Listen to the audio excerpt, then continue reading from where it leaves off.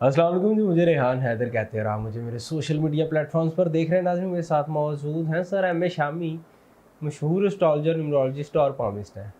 आज ग्रहण के ऊपर बात होगी। ग्रहण के ओवरऑल ग्लोबली क्या इफेक्ट्स होंगे, आप लोगों की ज़िंदगी में किस तरह से असरअंदाज होगा और क्या कुछ होने जा रहा है, आज की इस वीडियो में जानते हैं। अस्सलाम वालेकुम जी वालेकुम सलाम। सर, खैरियत से हैं? जी अल्हम्दुलिल्लाह। सूरज ग्रहण, शमसी ग्रहण लग रहा है, सोलर इक्लिप्स क्या असरात लेकर आ सकता है? देखिए रियान, ये जो ना सोलर इक्लिप्स जो होते हैं जी बेसिकली सर। ये एक एनर्जी पैटर्न को, एनर्जी की शिफ्टिंग होती है, ठीक है। एक लाइफ साइकिल ख़त्म हो रहा होता है, दूसरा लाइफ साइकिल शुरू हो रहा होता है, जी। ये चीज़ें, ठीक है। तो जो सन की जो एनर्जी के पैटर्न्स हैं, जब आपके ग्रहण लगता है तो कुछ ज़िंदगी से सारी चीज़ें हमारे से स्किप हो जाती हैं, निकल जाती हैं ऑटोमेटिकली, जो उनका एग्जिट हो जाता है और कुछ नई चीज़ें इसमें शामिल हो जाती हैं। अब नई चीज़ें कौन सी शामिल होती हैं, एग्जिट होती हैं, ये आप पर्सन जायचे से पता चलता है कि कौन सी इसमें शामिल होगी। उसमें ये है कि सबसे इम्पोर्टेंट चीज़ तो ये है कि 12 अगस्त को जो लगने वाला ग्रहण है, ये काल पुरुष कुंडली का मतलब चौथे घर में लगेगा। चौथे घर में, चौथे। यानी कि ये लग रहा है सरतान में। हाँ जी, बुर्ज सरतान में लग रहा है ये चीज़ है, और उसका सबसे इफेक्ट होगा कि उस दिन आपको ये मून भी को कंबस्ट कर देगा, अच्छा। और मून भी इफेक्टिव होगा, उसके लिहाज से आपका जुपिटर भी इफेक्टिव होगा और सन भी इफेक्टिव होगा।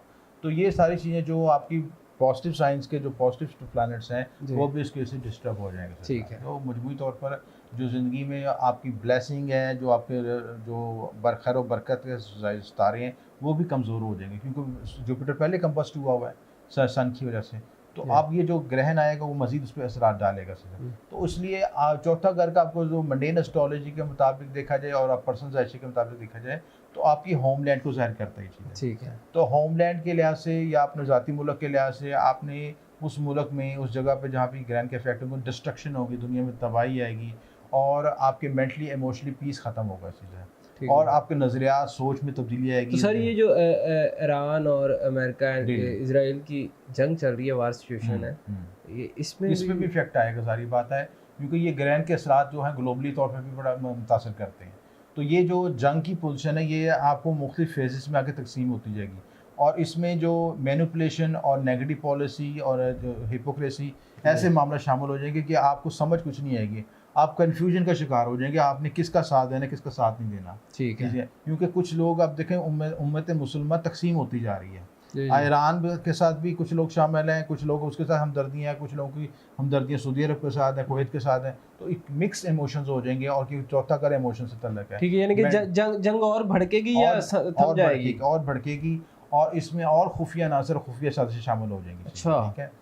और इसकी जो इसका फैलाव और बढ़ता जाएगा, इसका फैलाव जो है, तो ये जो ईरान अमेरिका के बाद हमारी बारी भी आ रही है, ठीक है। अच्छा, तो यानी कि इसमें पाकिस्तान भी इस बिल्कुल जंग में शामिल होगा, बरह शामिल हो रास्त सकता है। और गैर बरह रास्त दोनों तरीके से, अच्छा। इंडायरेक्ट और डायरेक्ट दोनों तरीके से इसमें यूज़ होगा।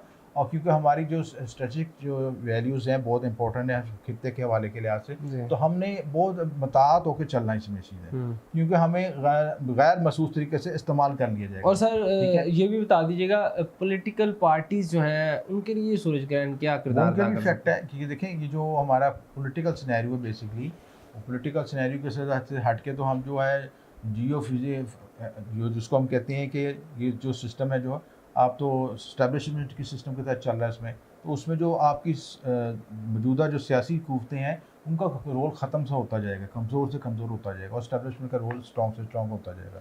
ठीक और है। उस पर इंटरनेशनल स्टैब्लिशमेंट में भी असरअंदाज होगी, और लोकल के स्टैब्लिशमेंट इस्तेमाल होगी।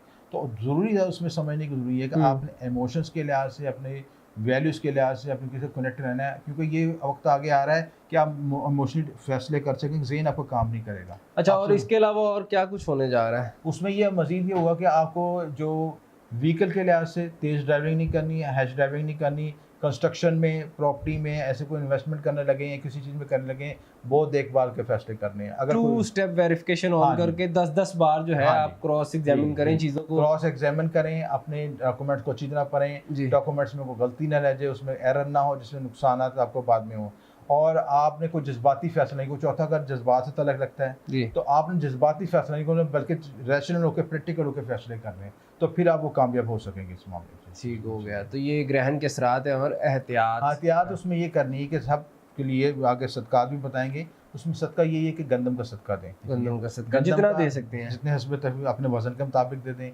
हस्ब तफीक दे दें गंदम का सदका। अपने वजन के मुताबिक करके किसी मुस्तशर को दें, उसके बाद उसको पसवाई के साथ पैसे दे दें, क्योंकि ये पसवा के गंदम ले लो और इसका आटा पिसवा के इस्तेमाल कर खुद लो, खाओ ठीक और है ना? अपने घर में अपने बच्चों घर को में खिलाओ। उसके बाद घी का सदका कर सकते हैं, गुड़ का सदका कर सकते हैं। ये सारे सदकात आपको लगते हैं इस वजह से, जिससे अपने वो शख्स अपने हस्ब तफीक दे सकता है।